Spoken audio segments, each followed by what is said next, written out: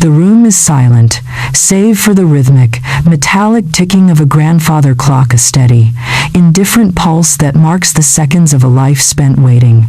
Arthur sits at a mahogany desk, the wood scarred by years of restless fingers.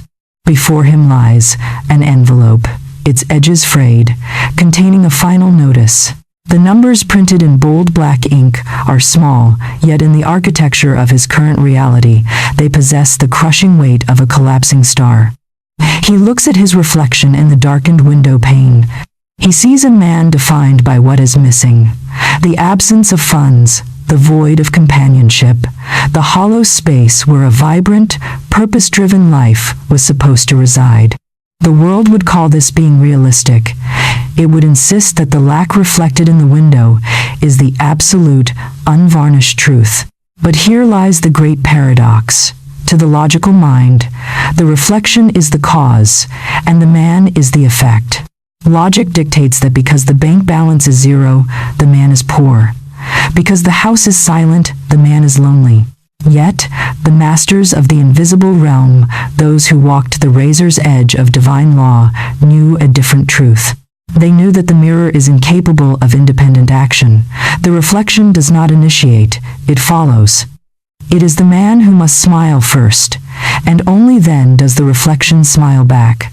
If one stares into the abyss of circumstance and waits for the abyss to fill itself before one dares to feel whole, one will remain a prisoner of the glass forever. This is the pattern interruption. The realization that the cold, hard facts of one's life are not the truth of one's being. They are merely the outdated debris of past declarations. The moment one decides to stop negotiating with the evidence and begins to dictate to the substance of reality, the clock stops marking time and starts measuring the beginning of a life reclaimed. Why does the human mind cling so desperately to the evidence of the physical world, even when that evidence causes suffering? The answer lies in the survival architecture of the ego. The ego is a master of pattern recognition. It relies on the past to predict the future. It views the empty chair or the unpaid bill not as transient conditions, but as absolute markers of identity. To the ego, I do not have is a statement of safety, a way of acknowledging the terrain to avoid further stumbling. However, this is a profound psychological error. It conflates observation with creation. How does the principle of I have actually function? It operates through a metaphysical mechanism, often termed the collapse of the wave function.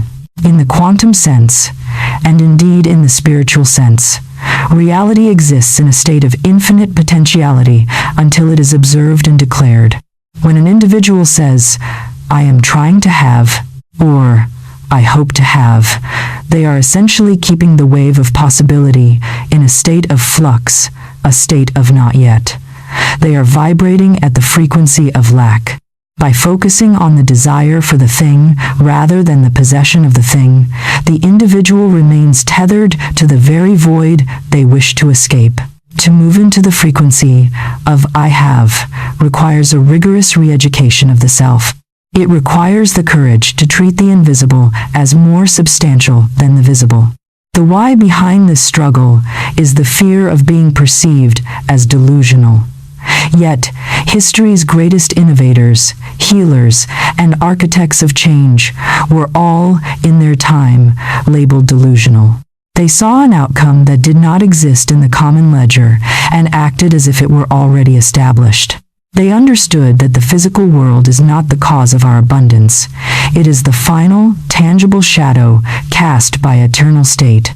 If the internal light, the declaration of I have, is extinguished, the shadow will inevitably remain dark. To change the shadow, one must move the light. One must stand in the center of the perceived void and, with the authority of a sovereign, name the existence of that which is not yet seen. This is not delusion. It is the highest form of spiritual precision. In a forgotten province, there lived an architect named Elian, commissioned to build a cathedral in a land plagued by drought and famine. The villagers were terrified, pointing to the cracked earth and the empty granaries. "How can you build a palace of stone when we cannot even find water for our cattle?" they cried.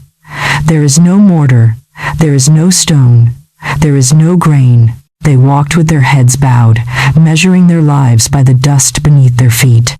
Elian, however, spent his days staring not at the dust, but at the horizon. He bought heavy timber and fine stained glass, though he had no place to store them. He paid master stonecutters to sharpen their chisels, though there was no stone on the site. When the village elders confronted him, asking why he wasted his dwindling resources on tools for a project that had no visible foundation, Elian simply smiled. "I am not building the cathedral today," he said. "The cathedral is already built. I am merely arranging for the physical materials to catch up to the design." The villagers mocked him, whispering that the sun had softened his brain, but Elian remained steadfast. He walked the site every morning, measuring the air as if it were a solid wall, clearing space for altars that were invisible to everyone but him. He lived in the frequency of the completed structure. He behaved like a man who possessed the key to the sanctuary. One evening, after months of this delusion, a great storm arrived. It did not come as a tragedy, but as a torrential blessing, unearthing an ancient, buried quarry of white marble that had been forgotten for centuries. The force of the water washed away the silt, revealing stone enough to build a dozen cathedrals. The villagers, seeing the stone, finally felt the truth of the building. But Elian knew better. The stone had been there all along, beneath the layer of their own limited perception. His declaration, his act of buying the glass and sharpening the chisels, had not created the stone. It had tuned the reality of the valley to the frequency of its own latent wealth. He had not waited for the evidence. He had provided the invitation. To integrate this truth into the fiber of daily existence, one must begin with a practice of present tense sovereignty. Today, select one area of your life that feels fundamentally stalled, be it a professional ambition, a health goal, or a fractured relationship.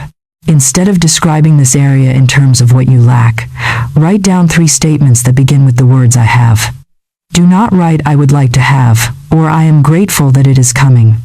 Write, "I have the health that sustains my purpose," or "I have the abundance required for this endeavor." Speak these words into the silence of your room, not as a desperate plea, but as an entry in a ledger that is already balanced. If your mind rebels in it, do not fight it. Simply observe the rebellion as a relic of an old, dying habit, and gently return your focus to the state of possession. You are currently standing at the threshold of a new way of being. You have realized that the mirror of the world cannot dictate your truth. However, there is a subtle, almost invisible trap that awaits the seeker who begins this work. It is the trap of partial possession, where one claims their abundance but keeps one foot firmly planted in the safety of doubt. In our next chapter, we will dismantle the qualified declaration. We will explore why saying "I have some, but" is the silent thief of your divine inheritance. We will uncover how to strip away the qualifiers that keep the banquet from your table and step fully into the frequency of total, unqualified supply. You are not just learning a technique. You are reclaiming your seat at the head of the table of your own life. Stay the course, for the shadows are already beginning to shift. We are only just beginning to read from the true ledger. The room is vast, high-ceilinged, and cold.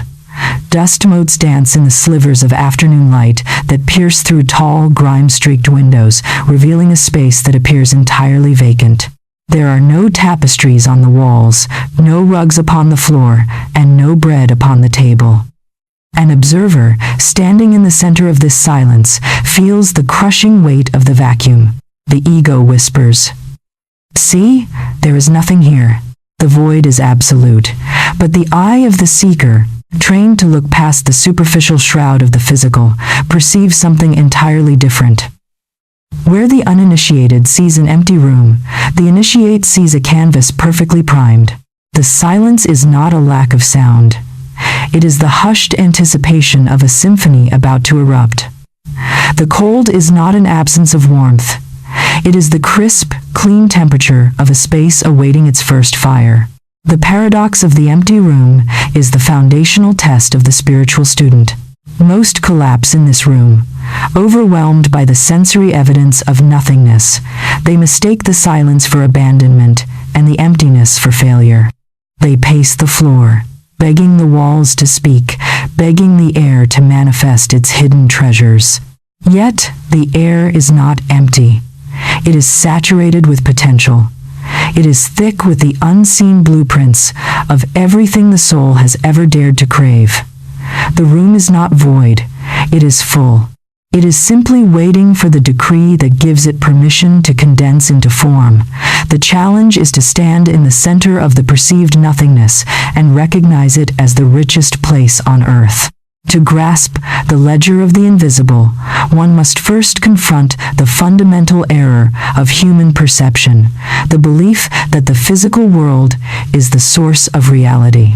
We treat the physical as the producer and the mental as the product. We believe the bank account produces the feeling of wealth. We believe the body produces the feeling of health. But this is the inverted logic of the sleeping world. The truth, as preserved in the annals of universal law, is that the mental state is the producer, and the physical event is merely the residue. Why, then, do we struggle to maintain this truth? Because we are conditioned by a lifetime of reliance on the five-sense reality. How do we break this conditioning? By practicing what can be called recursive accounting. When one gazes at a lack of debt, a sickness, a loneliness, the recursive thinker asks, "Why is this appearing?" The ego answers, "Because I have no money, no health, no love." But the recursive thinker peels back this layer and asks, how did this state originate? It originated in a prior internal decree. It is the manifestation of a past belief that was held with conviction. If the current circumstance is a ledger entry of a past thought, then to change the current circumstance, one must perform an audit of the current consciousness. The ledger of the invisible is not merely a metaphor. It is the true account book of the soul. In this ledger, there is no such thing as a zero balance. In the infinite expanse of the divine, the concept of lacking is an impossibility. Every desire, the moment it is conceived, is simultaneously created in the unseen. If a man desires a home, the home already exists in the invisible architecture of his potential. The delay in manifestation is not caused by a withholding divine. It is caused by a misalignment in the individual's spiritual accounting. We often make the mistake of trying to withdraw from an account we haven't deposited into. We look for money in our pockets while our mental ledger is filled with entries of debt and desperation. To have is to stop trying to extract from the physical and start making deposits into the invisible. We must authorize the divine ledger to release the supply. The how is simple but demanding. One must record the desire as a fact, even when the ink is not yet dry on the material plane. This is why Florence Scovel Shinn taught that the supply is not created when it arrives, it is merely revealed. In a bustling city of merchants, there lived a man named Silas. While others sold silks, spices, and precious metals, Silas dealt in an inventory no one could see. He owned a vast warehouse on the edge of town, but when travelers visited, they found it filled with nothing but crates of air. He would walk through the rows of empty boxes, gesturing grandly, describing the finest gold from the east and the rarest perfumes from the south, as if they were stacked to the ceiling. "You are a madman," the other merchants scoffed. "You sell shadows. You promise treasures that cannot be touched." Silas would merely nod, a secret smile playing on his lips. "I am not selling shadows," he would say. "I am holding space for the inevitable." Years passed. A great famine struck the land, and the supply lines from the east and south were severed.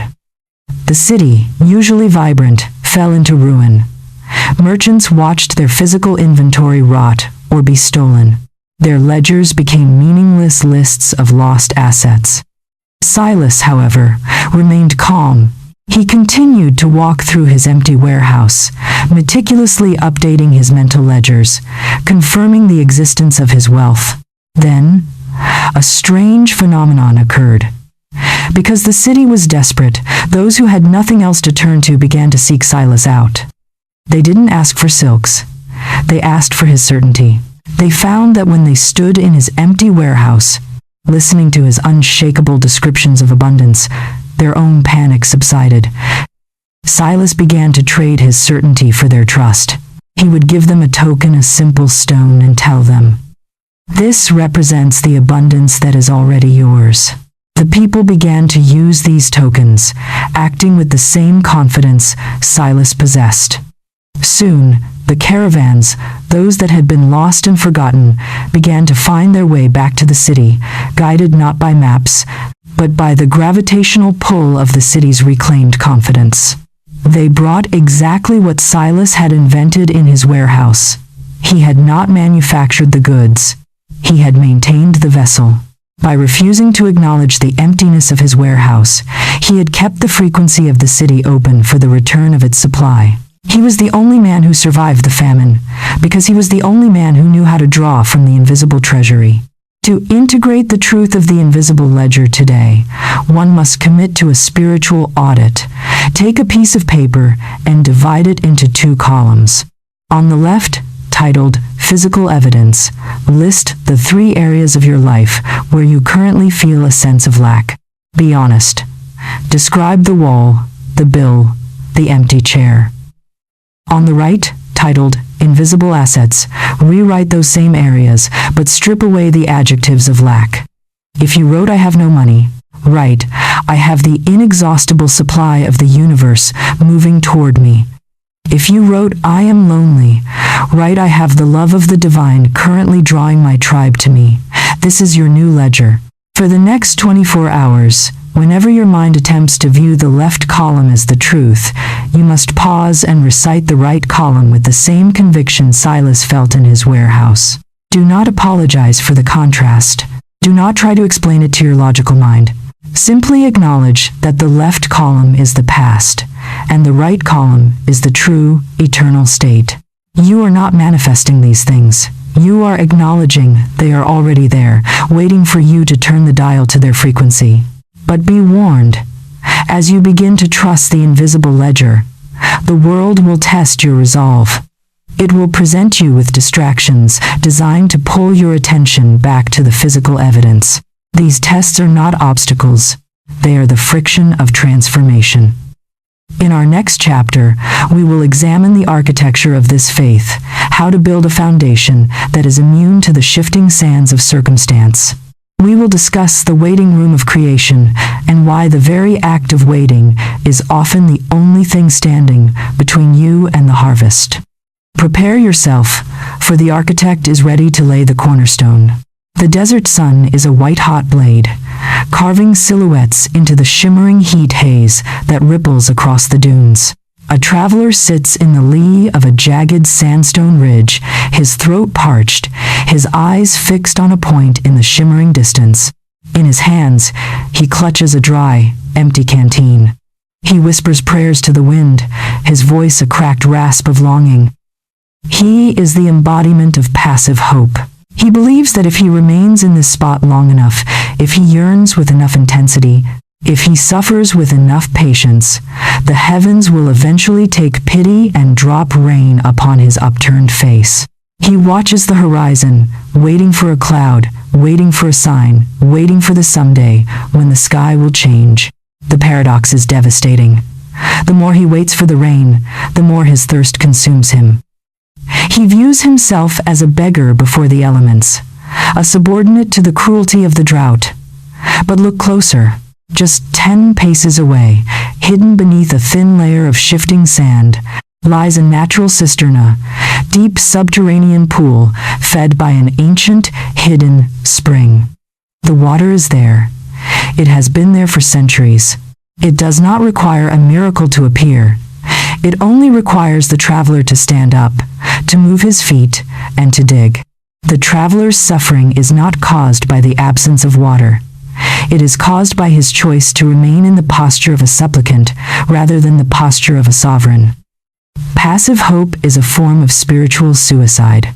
It is the vibration of the not yet, a self-imposed exile from the very abundance that is waiting underfoot. To move from the mirage of hope to the architecture of faith, one must cease the begging and begin the labor of realization. Why does the human spirit gravitate toward passive hope? Why is waiting so seductive? It is because hope, in its passive form, carries no risk. To hope is to remain safe within the cocoon of one's current state. If the result does not come, one can blame the universe, the timing, or the will of the divine. It allows the individual to maintain their identity as the struggling seeker, which is a comfortable, well-worn role. How does this differ from active faith? The difference is one of temporal orientation. Passive hope lives in the future tense. It is an acknowledgement of distance between the self and the good. It says, "I am here, and my desire is there, and I hope they eventually meet." Active faith, conversely, exists in the eternal now. It is the psychological collapse of time. It acts as if the future is already contained within the present moment.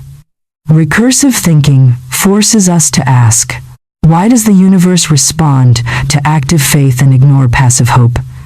The answer lies in the law of vibration. Passive hope is a broadcast of "I lack." The universe, being a literal and mirroring engine, catches that frequency and replies, "Yes, you lack." It gives the individual more experiences of longing, more days in the desert, more empty canteens. Active faith, however, is a broadcast of "I have." It is the alignment of one's internal state with the desired reality. When one acts with active faith, they are not waiting for the event to trigger the feeling. They are using the feeling to magnetize the event. The how of this transformation is to replace the waiting room psychology with the workspace psychology. In the waiting room, you are a patient, prone, expectant, and powerless. In the workspace, you are an architect. You do not worry about the supply. You worry about the readiness of your vessel to contain it. You shift from, "Will this happen?" to, "How do I conduct myself now that this is happening?" This is not arrogance. It is the recognition that the supply is not coming from the outside, it is being summoned from within. In a kingdom where the arts were neglected, a king once decreed that a grand cathedral be built to house the light of the sun. He hired a master mason, a man known not for his wealth, but for his strange, unwavering gaze. The kingdom was at war, the treasury was depleted, and the common folk were starving. The king's advisors begged him to abandon the project. "We have no resources for a palace of stone," they insisted. "It is a dream for a time of peace." The master mason, however, did not listen. He arrived at the site with a team of men. They did not begin by searching for gold to buy stone. They began by clearing the brambles and leveling the ground. Every day, for a year, they did nothing but polish the earth. The townspeople mocked them. "What are you building?" they shouted. "We see no walls. We see no spires. You are just wasting your strength on dirt." The mason never explained. He worked with the intensity of a man who could already see the gargoyles and the stained glass. When people asked if he was afraid of failing, he would simply point to his tools. "I am building the foundation of a house that is already finished in my mind," he replied. The stone is not the concern of the mason. The readiness of the earth is. Then came the year of the great trade, where a foreign king, impressed by the reports of a man who prepared for beauty in the midst of ruin, sent ships laden with the finest white marble as a gesture of alliance. The stone arrived exactly when the ground was leveled, polished, and ready. The cathedral was completed in half the time of any other in history. The mason hadn't hoped for the stone. He had prepared the space so that when the stone arrived, it had nowhere else to go. His faith was not a belief that stone would fall from the sky. It was the active, daily commitment to the reality of the cathedral, regardless of the lack of supplies. He had turned the not yet into the already. To embody active faith today, you must perform the act of preparation. Look at the desire you identified in the previous chapter. Ask yourself, if this were already mine, what would I be doing differently right now? Perhaps you would clear your desk of the clutter of old projects. Perhaps you would organize your schedule to make room for new meetings. Perhaps you would buy the notebook, clear the shelf, or learn the skill that is required of the person who already possesses what you seek. You are not doing this to make it happen. You are doing this to align your nervous system with the truth that it is already done. This is your work. This is your contribution to the creative process. You are now beginning to see that the world is a mirror, and you are the one holding the lamp. But a lamp is useless if the hand that holds it is shaking with doubt. You have moved from the desert of hope to the workspace of faith, yet there is a subtle poison that lingers in the minds of even the most dedicated seekers. It is the temptation to add qualifiers to your success, the I have, but that keeps the banquet just out of reach. In our next chapter, we will confront the qualified declaration.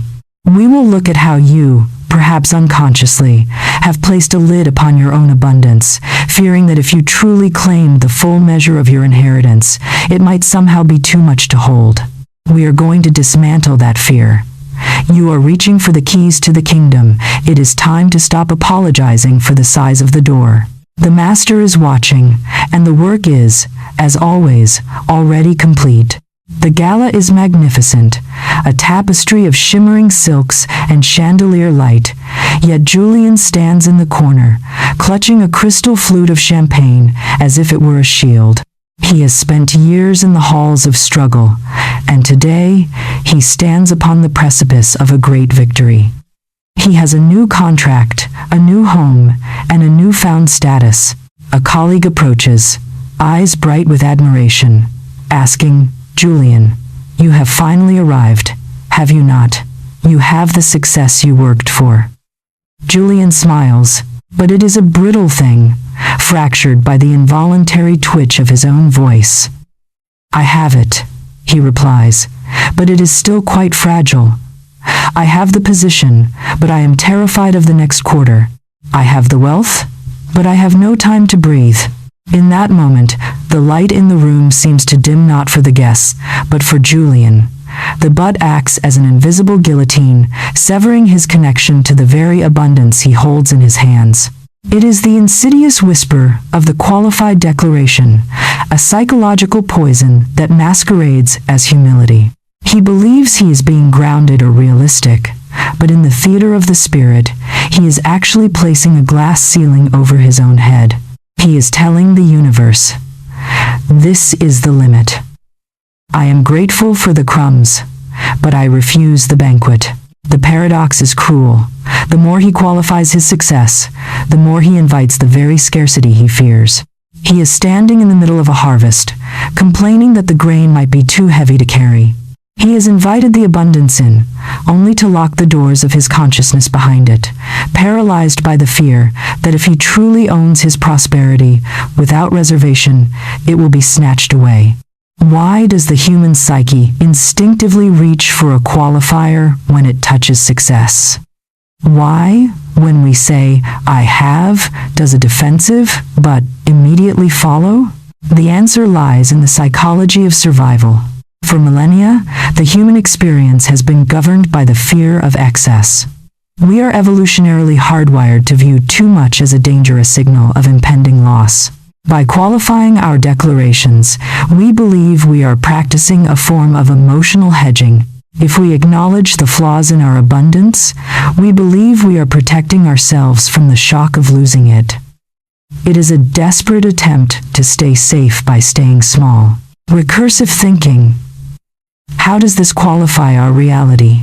If we ask why we fear the total, unqualified I have, we find that we are terrified of the responsibility of sovereignty. If I have everything, if I have the full, unmitigated supply of the universe, then I have no one left to blame if I stumble. The but provides an escape hatch. It allows us to remain victims of our circumstances, even while we are ostensibly succeeding.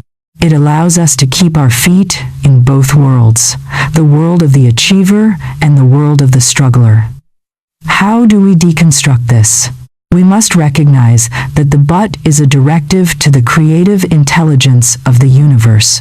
When you say, I have wealth, but it is stressful, the universe does not hear the wealth, it hears the stress. It processes the intent behind the words. The but acts as a magnetic repellent. To deconstruct this, one must move into radical acceptance. This is the practice of claiming the I have with absolute, terrifying clarity and then silence. You must learn to let the statement I have stand alone, naked and unsupported by caveats. The resistance you feel when you remove the but is the friction of your old identity dissolving. You are being asked to relinquish your safety net of excuses. You are being asked to step into a space where you are fully responsible for the vastness of your own life. It is the transition from a child asking for permission to an adult claiming their inheritance. In the high mountains of the East, there lived a master weaver named Kale. Kale's tapestries were said to hold the light of the sun itself, and kings would travel for months just to commission a single thread. Kale was a man of immense talent, yet he lived in a small, cramped hut, weaving his masterpieces on a broken loom. When a traveler asked him why he did not build a grand workshop, Kale would sigh. I have the skill to weave miracles, he would say, but I have no space for a proper loom. I have the vision of beauty, but I have no means to transport it to the world. One day, a mysterious wanderer, who was said to be the spirit of the mountain, stopped at Kale's hut. The wanderer looked at the beautiful, cramped tapestries and asked, Kale, why do you speak of your talent as if it were a burden? You say you have the skill, yet you focus only on the lack of space. I am being honest, Kale defended himself. I am acknowledging the reality of my situation. Honesty without vision is merely a coffin. The wanderer replied, You are weaving your life with the thread of but. You have created a golden cage, and you are the only one holding the key. The wanderer then vanished, leaving behind a single, unadorned wooden box. When Kale opened it, it was empty. Frustrated, he threw the box aside.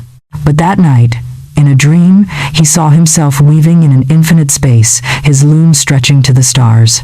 He woke up and realized that his reality had been nothing more than his own insistence on the but. He walked outside, demolished the walls of his cramped hut, and moved his loom into the open air. He didn't have a workshop. He didn't have the materials. But he stopped saying he didn't have them. He stopped qualifying his art. Within a month, the very kings who had admired his work from afar, seeing his newfound openness, arrived with caravans of gold and stone. They didn't just commission a tapestry, they built him an academy. Kale hadn't needed the space to weave, he had needed the permission to be expansive. The moment he removed the qualifier, the universe rushed in to fill the void. To integrate this today, you must perform the purge of the qualifier. Take your list of invisible assets from the previous chapter. Read them aloud, but this time, listen for the buts, the excepts, the however nows, and the even though it's. When you hear one, strike it through with a heavy, deliberate stroke of your pen. Then, rewrite the statement so that it stands on its own, defiant and complete. Instead of, I have the health I need, but I still have this one ache, write, I have the health that sustains my purpose. Instead of, I have the right connection, but it's complicated. Write, I have the right connection. It is strong, and it is deep. Practice this for the next 24 hours. When you find yourself beginning a sentence about your success with a qualifier, stop mid-breath, silence the but. Let the I have exist in the world without your need to explain, defend, or diminish it. This is your exercise in sovereignty. You are beginning to strip away the veils that have kept your abundance hidden in plain sight. You are becoming a master of your own mental ledger. Yet, as you stand in this newfound clarity, you may notice a strange sensation, the feeling that your brain, your body, and your nervous system are vibrating at a frequency they have never known. It is the feeling of an architect preparing to break ground. But there is a final layer to this mystery. If I am is the foundation, and I have is the supply, what is the force that directs that supply into the world? In our next chapter, we will discuss the third and final key, I choose. This is where you cease being a participant in the unfolding of your life and become the conscious, directive force of its destiny. We are moving toward the seat of your true authority. Prepare yourself, for you are about to step onto the throne of your own existence. If you are ready to claim this, let your resolve be as absolute as your word. I shall see you in the next chamber of this journey. The theater is dark, the air thick with the scent of ozone and expectation. A lone figure sits in the velvet chair, eyes fixed upon a grand, unlit projector screen.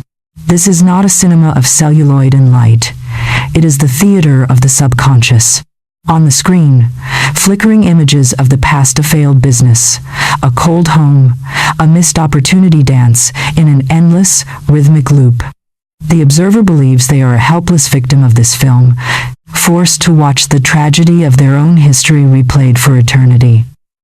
The paradox is this: the projector is not located in the booth above. The projector is located in the chest of the observer. Every heartbeat, every thought, every whispered I am and I have, is the electricity driving the lamp. The audience watches as the figure in the seat begins to tremble. They realize, in a moment of terrifying, crystalline clarity, that the screen is not showing the world. It is showing their identity. The reticular activating system, that tireless gatekeeper of the brain, is scanning the horizon of reality, seeking only the evidence that matches the internal script. If the script is I am in lack, the brain will blind itself to the golden opportunities standing right beside the exit. It will filter out the light to ensure the tragedy continues, for the brain is a creature of consistency.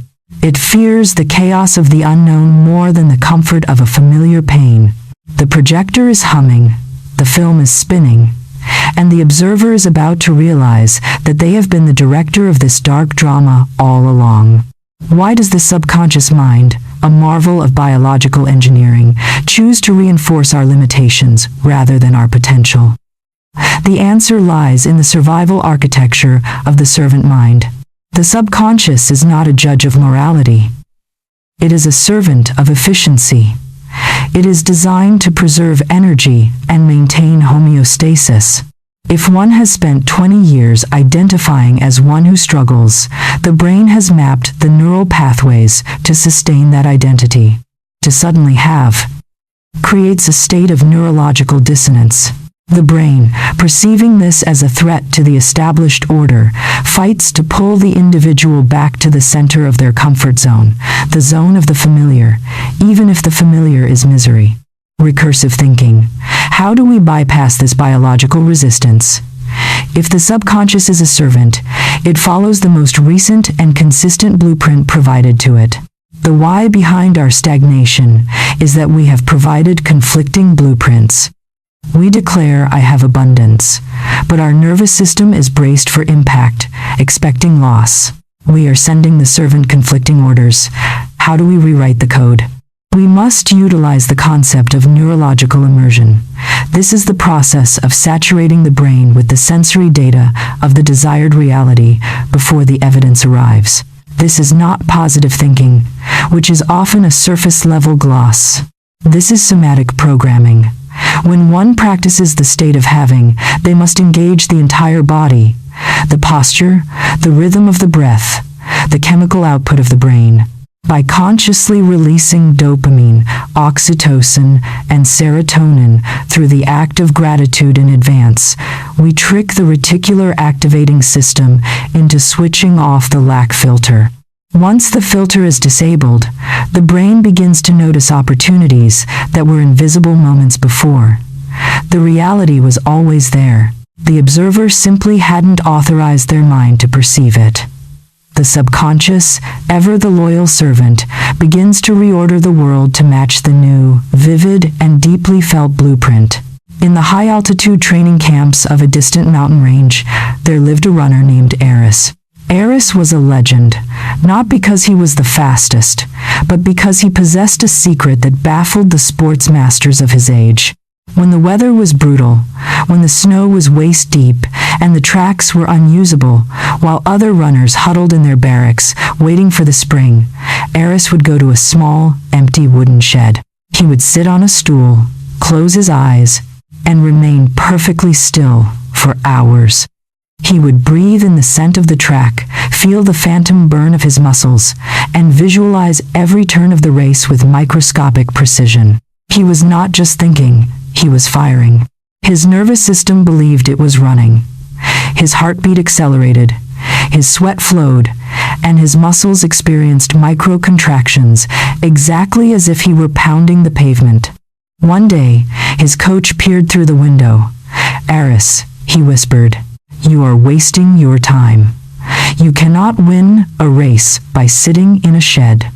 Eris opened his eyes, and they burned with a strange, fierce light. "The muscles do not know the difference between the track and the vision," he replied. "If I wait for the snow to melt to run, my nerves will be cold when the race begins. I am heating the track in my mind, so that when the sun rises, my body is already in the rhythm of the winter." When the games finally arrived, the spring had barely touched the earth. The other runners, stiff from a winter of inactivity, were sluggish and unprepared. Eris, however, exploded from the starting line as if he had been running every day of the winter. He did not win because he had practiced in the snow. He won because he had practiced in his nervous system. He had successfully programmed his subconscious to treat the imagined victory as a physical fact, leaving his body no choice but to follow the command of his mind.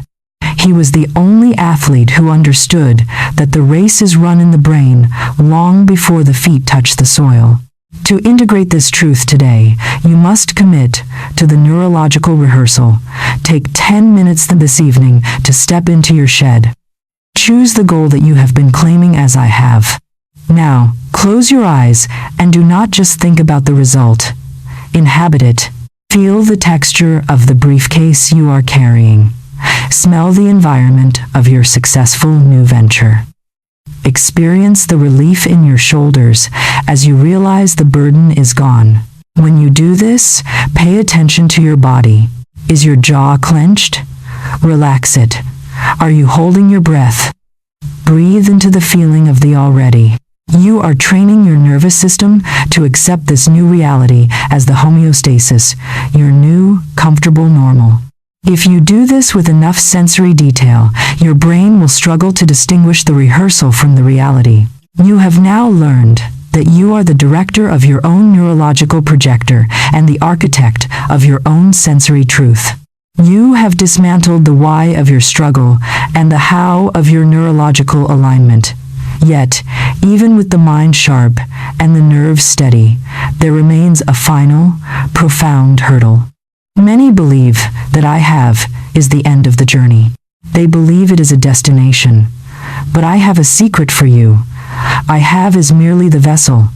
What do you intend to do with that vessel? In our next chapter, we move into the domain of the ultimate sovereign declaration, I choose. We will explore how to stop waiting for life to arrange itself around you, and how to begin the deliberate orchestration of your own purpose. The screen is clear, the light is bright, and the story is about to change. Are you ready to take the director's chair for the final time? I shall see you in the next act. The banquet hall is silent, the candelabras unlit, and the long, oaken table is bare. Not a single plate, goblet, or loaf of bread graces its surface. Yet, at the head of the table sits a woman named Elara. She is dressed in fine linens, her posture upright, her hands folded with the grace of a queen presiding over a feast. She is not waiting for the arrival of the guests. She is hosting them in her mind. With a slow, deliberate gesture, she lifts an invisible goblet to her lips and sips from the void, a faint, contented smile gracing her features. She is practicing the most dangerous, most radical, and most powerful act in the spiritual repertoire. She is expressing gratitude for a feast that has not yet been served. The observer, watching from the shadows, feels a tremor of unease. This is madness. The intellect screams. Gratitude is a response to a gift received. How can one be grateful for an empty hand?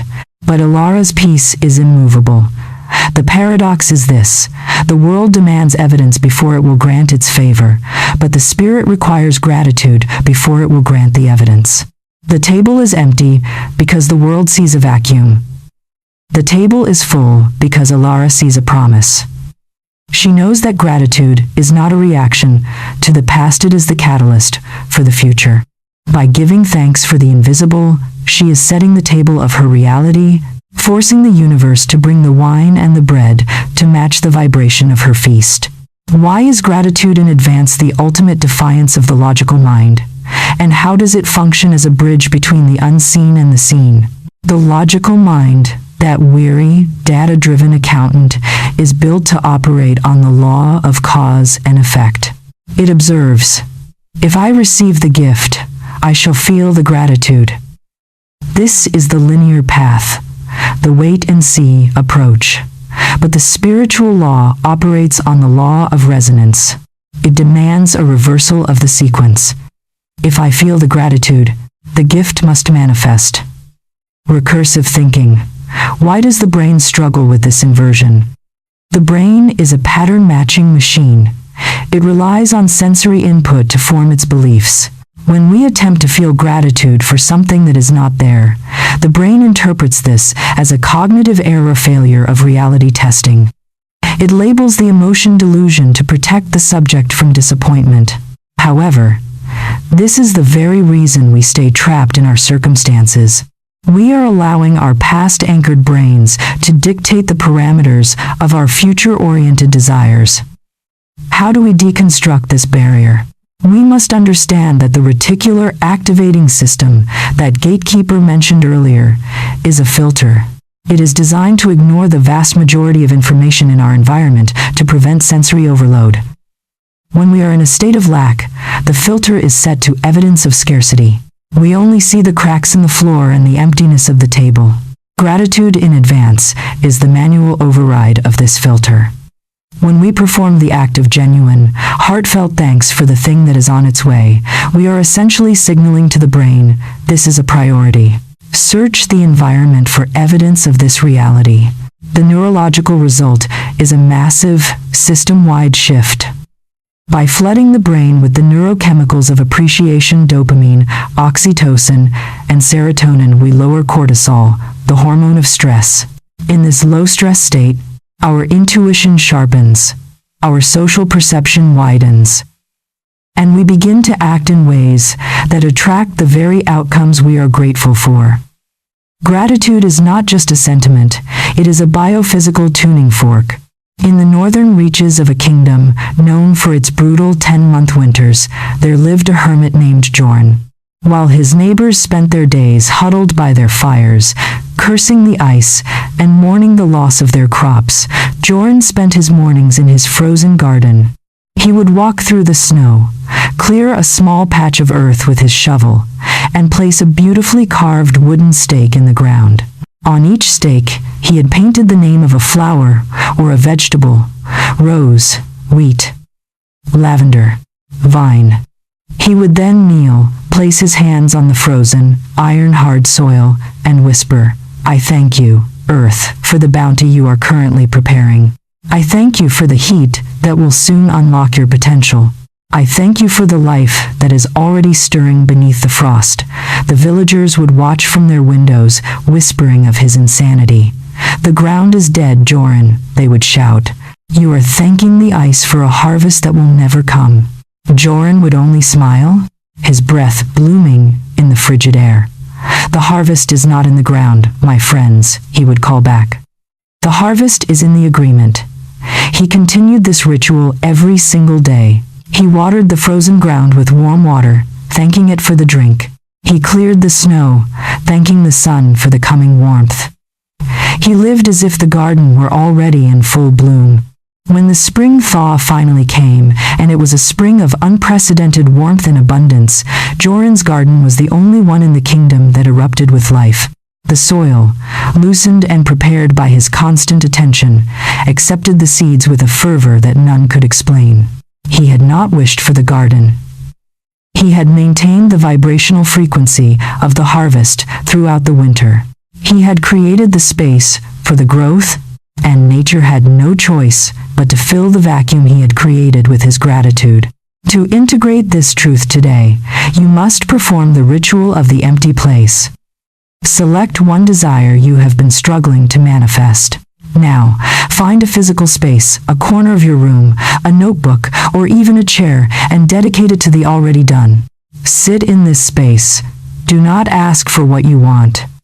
Instead, for 15 minutes, feel the visceral sensation of having already received it. If it is a new career, feel the weight of the tasks, the thrill of the accomplishments, and the peace of financial security. If it is a new relationship, feel the warmth of the companionship and the ease of the connection. As you feel these things, articulate them through the lens of gratitude. I give thanks for the stability of this work. I give thanks for the profound joy of this connection. Do not look for the evidence in the physical world during this ritual. That is the realm of the wait and see. You are in the realm of the already done. Stay in this frequency until your body feels a subtle, rhythmic change, a softening of the chest, a slowing of the pulse, a sense of relief. That is the frequency of the already. Once you feel that shift, step out of the ritual and into your day. Do not monitor the lack. Monitor your state. You are beginning to master the art of being the cause rather than the effect of your own reality. You are learning to command the invisible to manifest the visible. But there is a final, critical question that must be answered. If you have the supply, and you have the alignment, and you have the gratitude, how do you deal with the in-between? That agonizing, silent gap between the declaration and the manifestation? In our next chapter, we will walk through the testing time. We will explore how to maintain your state when the world, with all its logic and cynicism, screams that you are wrong. We will discuss the art of holding the order at the table when the kitchen is silent. The storm is coming. But you, my friend, have already learned to build your house upon the rock. I will see you in the next stage of the ascension. The hour's twilight, that liminal space where the sun has kissed the horizon but the stars have not yet claimed the sky.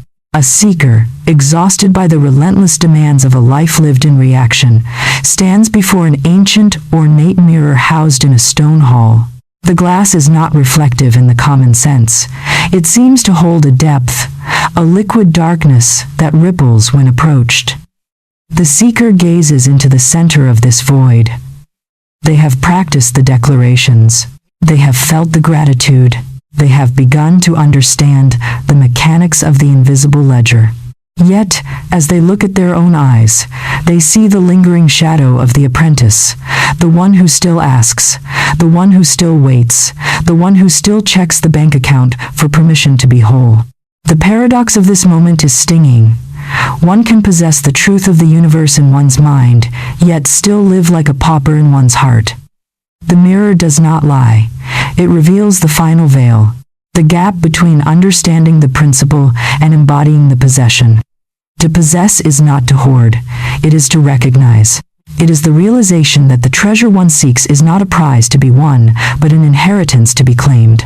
The apprentice stands on the threshold, hand hovering over the door, terrified that if they open it, they might find not what they want, but what they truly are. The air in the hall grows heavy, saturated with the electricity of a decision about to be made.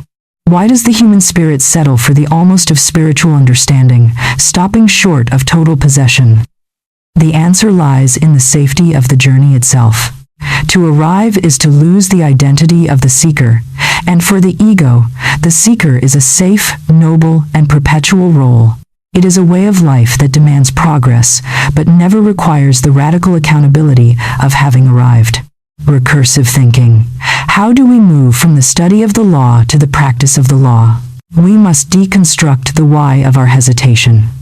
We hesitate because we equate possession with finality. We fear that if we claim our good, we will have nowhere left to go, nothing left to learn. This is a profound misunderstanding of the divine nature. The divine is not a destination. It is an infinite expansion. Possession is not the end of the journey. It is the beginning of a life lived in accord with one's source. How do we bridge the gap between concept and reality? We utilize the 3 levels of possession, a methodology that graduates the consciousness from the tentative to the absolute. 1. Level 1, the full possession declaration.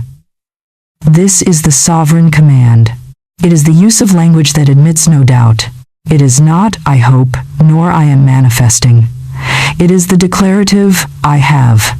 The why behind this level is to anchor the ego in the present. The how is to speak into the mirror of one's reality with the weight of someone who has already been handed the key to their kingdom. 2. Level 2. The gratitude bridge. This is the psychological mechanism for those moments when the physical evidence is still in the process of condensing. When the mind rebels and cries, liar, the gratitude bridge allows us to bypass the conflict by giving thanks for the source rather than the shadow. We are not thanking the bank account. We are thanking the divine treasury that feeds it. This keeps the heart open while the manifestation is being prepared. 3. Level 3. The daily inventory. This is the strengthening of the possession muscle. We are conditioned to notice the deficit. The daily inventory reverses the focus. By cataloging the infinite ways in which we are already supported breath, mind, opportunity, history, we normalize the state of abundance. These 3 levels are not separate. They are a ladder. We climb from the daily inventory to the gratitude bridge, and finally, to the sovereign declaration. The reason we stay stuck is that we try to jump to the 3rd level while our hearts are still anchored in the 1st. In a land of shifting dunes and nomadic tribes, there was a young man named Calin who had spent his life serving the overseers of a vast, forgotten estate. The estate was legendary, rumored to contain the archives of an ancient king, but it had been locked for centuries. Calin served with diligence, his life defined by the small, meager rations provided by the overseers. He lived in the shadow of the great walls, convinced that his lot in life was to be a servant to the stone. One day, an old traveler arrived, carrying a scroll that had been sealed in wax. The traveler sought out Calin and, without a word, pressed the scroll into his hands. It was a royal decree, signed with the seal of the dynasty that had built the estate. It stated clearly that the estate did not belong to the overseers, nor to the state, but to the direct lineage of the king, a lineage that Calin, unbeknownst to him, carried in his own name. Calin read the scroll, and his hands trembled. The overseers laughed. You? An heir? Look at your rags. Look at your calloused hands. You are a servant. That is the truth of your reality. Calin felt the weight of the paper. For a moment, he looked at his rags and felt the familiar sting of his lack. But then, he remembered the seal. He realized the overseers were not the masters of the estate. They were merely caretakers who had forgotten who the real owner was. He didn't argue. He didn't fight. He simply walked to the massive, iron-bound doors of the estate, placed his hand upon the lock, and said, "I am home." He did not say, "I hope I am the heir." He did not say, "I am trying to be the heir." He said, "I have the key, and I have the right." The moment he spoke, the ancient mechanisms of the door mechanisms that hadn't moved in centuries began to groan and shift. The heavy bolts retracted. The doors, once an impenetrable barrier, swung open to reveal a courtyard of marble and light. He had been the heir all along, but he could not claim the estate until he possessed the authority of his own name. He had spent his life serving the doors, never realizing he was the one meant to open them. To integrate this truth today, you must assume the attitude of the air. Throughout your day, whenever you face an obstacle or a doubt, ask yourself, how would the air of this situation respond? Would the air panic? Would the air beg for a solution? Or would the air simply look at the problem as a minor administrative detail in a life of vast, guaranteed abundance? Begin your practice by implementing the 3 levels. Start your morning with the daily inventory list, 10 things you possess, from your capacity to think to the breath in your lungs. If you feel the weight of a heavy circumstance, step onto the gratitude bridge. Thank the source for the unseen solution that is already unfolding.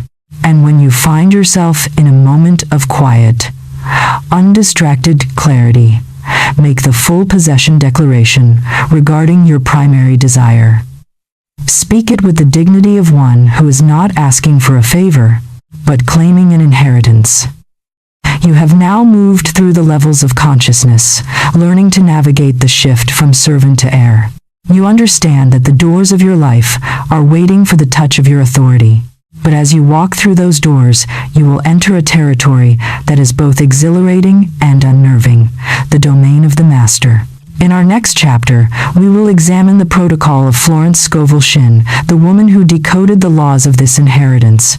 We will learn why she warned against looking at the calendar and how she maintained her sovereign stance, even when the world screamed in contradiction. You are preparing to step into the heart of the mystery, where the spoken word becomes the law of the land. The archive is open, and the wisdom of the masters is ready for your study. Do you have the courage to walk into the inner sanctum? I will see you there. The year is 1925, and the bustling, soot-stained streets of New York City are teeming with the anxiety of the Great Depression's creeping shadow.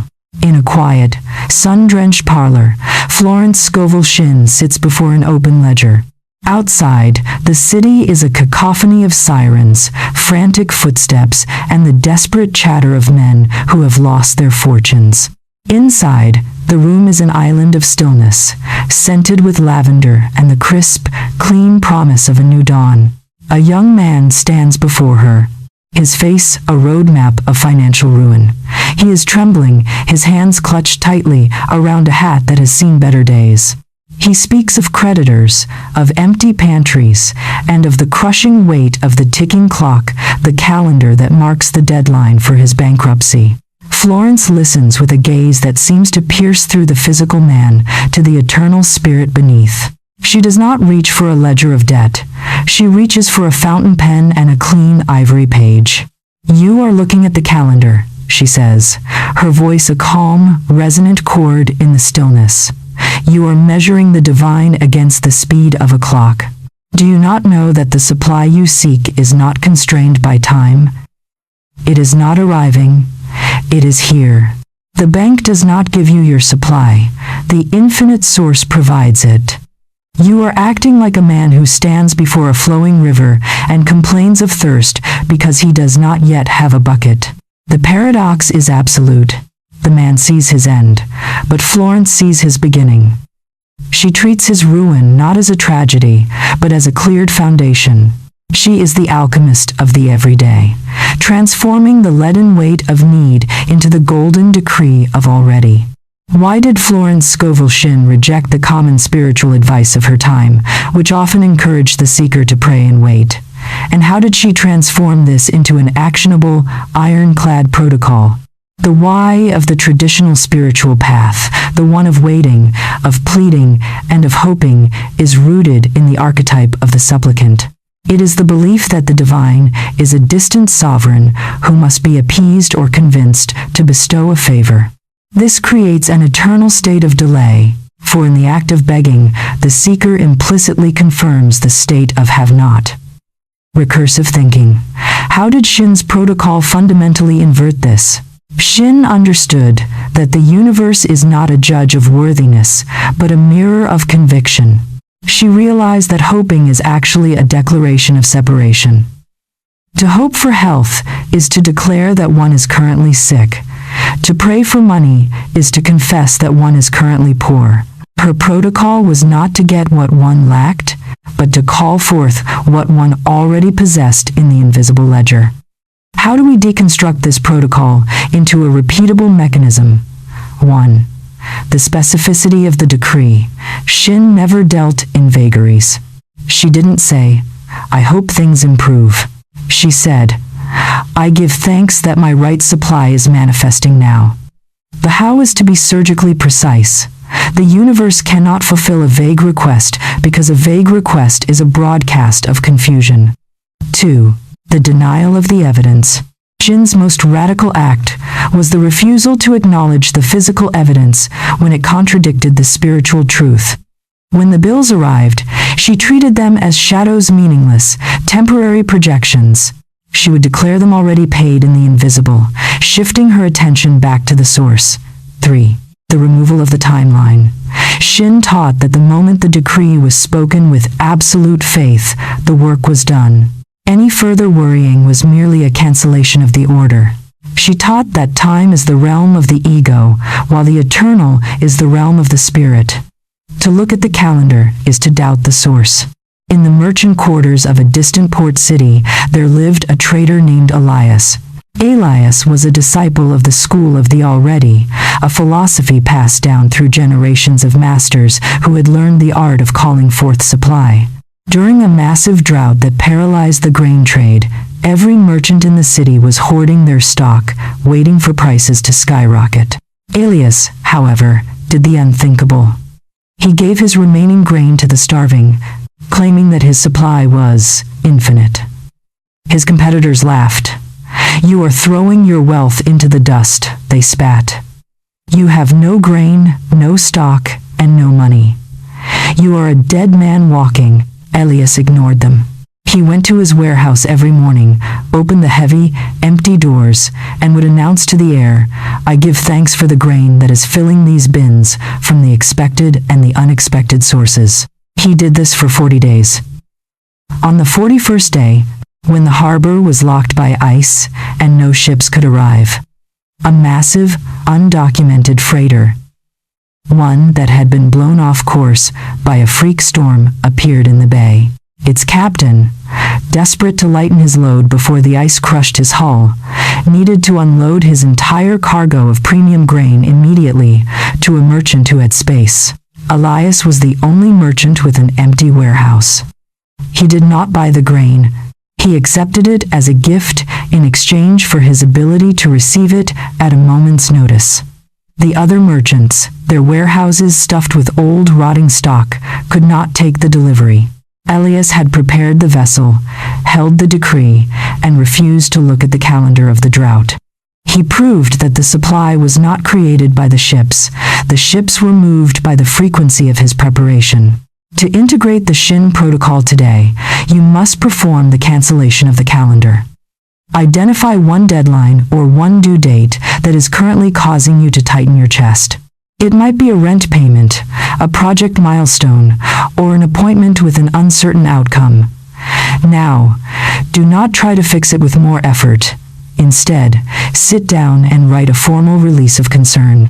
State clearly, "I release this outcome to the divine source. I acknowledge that my supply is not contingent on this calendar, but on the law of the invisible. I have already provided the space for this solution." Then, perform the Shinn pivot. Every time your mind tries to return to the calendar, physically turn your attention away from the clock. Do not look at the time. Do not count the days. When the thought of lack of time arises, replace it instantly with, "The source is not bounded by time. The solution is already established." Do this with the same quiet, fierce authority that Florence used in her parlor. You have now reached the stage where you are no longer just a student, but a practitioner of the unseen law. You have the tools of the master, the ledger of the air, and the protocol of the alchemist. But what happens when the tension of the in-between becomes truly unbearable? When the world demands your capitulation? In our next chapter, we will discuss the testing time. We will explore how to survive the silence that exists between the decree and the manifestation. We are moving into the final, and perhaps the most crucial, stage of your journey. The feast is being prepared. Do not leave the table now. I shall see you in the next act of our symphony. The air in the grand hall is still, heavy with the scent of unlit incense and the metallic tang of an approaching storm. Julian, the initiate, who has just placed his most audacious order with the universe, sits at the table, his hands folded. Outside, the world is chaotic, demanding, and utterly indifferent to his newfound understanding. He has made his decree. He has performed his gratitude. He has cleared his internal warehouse. And yet, the room remains silent. There is no knock at the door. There is no thunderous revelation. There is only the ticking of the clock, an unforgiving metronome that seems to mock the audacity of his hope. The paradox of this moment is the most treacherous in the spiritual journey. The sensation that the divine has gone deaf. The uninitiated would call this failure. They would rise from the table, curse the ceiling, and run back into the streets to beg for the crumbs of the status quo. But the initiate knows the truth. The silence is not an absence of power. It is the sound of the machine working. When the diner places an order in a fine restaurant, they do not pace back and forth in front of the kitchen door, pounding on the wood and demanding to see the chef. They trust the process. The silence between the order and the meal is not a sign that the order was lost. It is the time required for the ingredients to be gathered, the fire to be stoked, and the feast to be prepared. The testing time is the crucible of the soul. It is the interval where the invisible supply organizes itself into the stone of the physical. Why is the in-between, the period between the decree and the manifestation, the most common place for the spiritual seeker to lose their way? And how can one navigate this psychological desert without abandoning their conviction? The why is found in the ego's addiction to predictability. The human mind is a feedback loop. It seeks constant confirmation that its actions are producing results. In the physical world, we are used to immediate cause and effect. We push a button, the light turns on. We trade labor for currency. When we move into the realm of the divine law, the feedback loop is delayed, or rather, it is internal rather than external. The ego perceives this delay as a threat to its safety.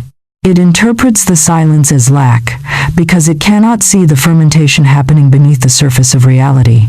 Recursive thinking. How do we endure the tension of the unseen? We must realize that the testing time is not a trial imposed by an external judge. It is a period of integration. Your nervous system, which has been calibrated to the frequency of lack for years, is currently being rewired to hold the frequency of abundance. If the manifestation arrived before your inner state was fully aligned, you would be unable to hold it. You would lose the money, ruin the relationship, or squander the opportunity because your inner container was too small. How do we navigate this process? 1. The suspension of disbelief. You must treat the testing time as a period of sacred incubation. If you feel the urge to check the kitchen, you must redirect that energy into further gratitude. 2. The immunity to circumstance. You must cultivate the ability to witness the lack in the physical world without becoming the lack. When you see the bank account, you must view it not as a truth, but as a trailing indicator, an outdated receipt from a previous mental state. 3. The anchoring of the state. When the doubt arrives, and it will, like a cold wind, you do not fight it. You recognize it as the echo of the old. You acknowledge that the echo exists, but you refuse to let it dictate your next move. You continue to act, speak, and breathe as the person who has already received. In the city of Ethelgard, a great architect was commissioned to build a tower that would reach the clouds. The project was massive, requiring foundations that would plunge deeper than any ever dug. For 2 full years, the townspeople saw nothing above ground. The site was covered in massive, reinforced screens. No steel rose, no stone was laid. The people grew restless. "The architect is a fraud," they whispered. "He has taken the king's gold and built nothing. There is no tower. There is only a deep, dark hole." The mockery became so loud that the king himself visited the site, his patience fraying. "Show me the tower," the king demanded, his voice echoing in the vast empty pit, "or you shall lose your head." The architect stepped to the edge of the pit and looked up at the king. "Sire," he said, "you see a hole. I see the invisible support for a monument that will last 1,000 years. If I had built the tower immediately, as the people demanded, it would have collapsed under its own weight within a month. I am not building a shack, I am building a legacy. The deeper the hole, the higher the spire. The silence you hear is the sound of the foundation finding its final, immovable footing." The king, moved by the architect's unshakable gaze, granted him one more month. At the end of that month, the foundation was complete. And then, in a display of engineering that stunned the world, the tower rose from the earth with such velocity that it seemed to grow of its own accord, reaching the clouds in a matter of weeks. The townspeople, who had spent 2 years mocking the whole, were silenced by the majesty of the tower. They had lacked the vision to understand that the time of nothing was, in fact, the time of the greatest work. To integrate this truth today, you must adopt the posture of the foundation. If you are currently in a period of silence, if you have made your decree but have yet to see the manifestation, do not grow weary. You are currently in the deep digging phase. Your practice today is to refuse to comment on the nothingness. If someone asks you how your business is, or how your health is, or how your search is going, do not describe the lack. Do not say, "I'm still waiting." Say, "Everything is currently being prepared to perfection. The foundation is being laid." This language protects your energy and keeps your subconscious focused on the inevitable arrival rather than the current absence. When the doubt screams, "It isn't working," you must smile and say, "It is working exactly as it must. The silence is the sound of my preparation." You are the architect of your own tower. Let the world mock the whole if it wishes. You are the only one who knows how high the spire will eventually climb. You have now survived the darkest, most challenging stage of the work. You understand that the silence of the divine is simply the space where your miracle is being forged. But there is a final step in our ascent. If you have mastered the identity, the supply, and the will, you are ready to wield the final tool of the sovereign, choice. In our next and final chapter, we will discuss how to move from being an architect of supply to a sovereign of purpose.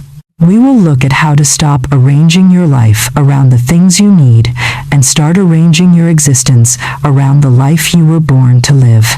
The tower is rising, and the view from the top is unlike anything you have ever imagined.